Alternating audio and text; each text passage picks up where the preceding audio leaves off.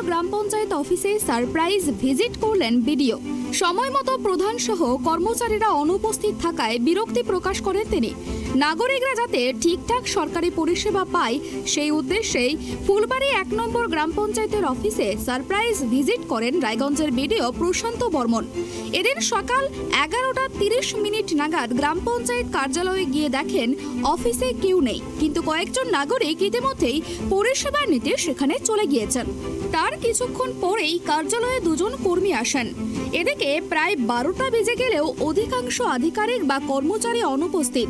অন্যদিকে জীবনে প্রথম চাকরির জন্য রেসিডেন্ট সার্টিফিকেট নিতে আসা নিশা রজক জানান, সকাল ১১টার সময় সার্টিফিকেট নেওয়ার জন্য তিনি গিয়েছিলেন। ১১:৩০ বেজে গেলেও কেউ আসেননি কার্যালয়ে। সার্টিফিকেট না পেলে চাকরিটা পাওয়া হবে কিনা সেই চিন্তায় ছিলেন তিনি। সময় মতো কার্যালয়ে কর্মচারীরা আসেন না, এমনই অভিযোগ করেন পরিষেবা নিতে আসা বেশ কয়েকজন নাগরিক। আমার রেসিডেন্সিয়াল সার্টিফিকেট লাগবে। কেন? চাকরির জন্য। চাকরির জন্য মানে আজকেই দিতে লাগবে? হ্যাঁ, আজকেই দিতে লাগবে, একটার মধ্যেই। আমি 11টার সময় এসলাম, আমি বললাম 11টার সময় তো খুলে যায়, আমাদের প্রধান বললেন 11টার সময় খুলে যায়। যাওয়া এমনিও 11টার সময় খুলে। কোথা থেকে এসছে? জামালপুর থেকে। জামালপুর থেকে দুজনে এসলা? হ্যাঁ। কখন এসেছিল মানে কটার টাইম? 11টা। তারপরে পেলে এখানে কি দেখলে এসে? সব ভিডিও সাহেব এসেছেন, বাকি সব তালা। তো এবারে কি মনে হয় কাজ হবে? ভিডিও সাহেব আছেন তো হবে। এ বিষয়ে বিডিও প্রশান্ত বর্মন বলেন, নাগরিকরা সঠিক সময়ে সঠিক পরিষেবা পাচ্ছেন কিনা তা ব্লক সমষ্টি উন্নয়ন আধিকারিক হিসেবে তার দেখা খুব জরুরি। ফুলবাড়ি ১ নম্বর গ্রাম পঞ্চায়েত নিয়ে তার কাছে বহুবার অভিযোগ এসেছে। তিনি এই গ্রাম পঞ্চায়েত অফিসে 11:30টায় পরিদর্শনে গিয়েছিলেন। গিয়ে শুনলেন কিছু কর্মচারীরা অডিটের জন্য কলকাতায় গিয়েছেন। এখানে যারা দায়িত্বে রয়েছেন সঠিক সময়ে তারা অফিসে আসেন না। তারা নানা রকম অজুহাত দিচ্ছেন। অজুহাত দিলে হবে না, তাদের বিরুদ্ধে ব্যবস্থা নেওয়া হবে।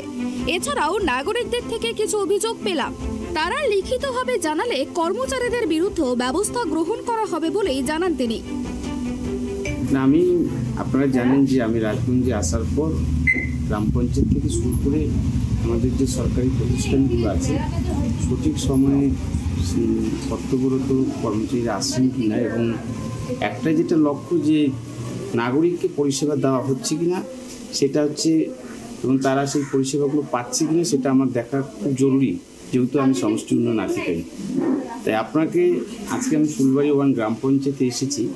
এখানে কিছু স্টাফ আপনারা জানেন স্টাফ শর্টেজ রয়েছে, কিছু স্টাফ আমাদের অডিটে গেছেন কলকাতা, কিন্তু এখানে যাদের দায়িত্ব দেওয়া আছে তাদেরকে সঠিক সময় অফিসটা খুলে পাবলিক সার্ভিস দেওয়া দরকার, কিন্তু তারা আসেননি সঠিক সময়। আমি এসে ভিজিট করে দেখলাম তারা আসেননি। তারা নানান অজুহাত দেখাচ্ছেন। হ্যাঁ, কেউ বলছেন আমি বাথরুমে গেছি, কেউ বলছেন আমি এসেছিলাম এদিকে। এইসব অজুহাত চলবে না এবং আইন মোতাবেক যা ব্যবস্থা নেওয়া সেই ব্যবস্থা গ্রহণ করব।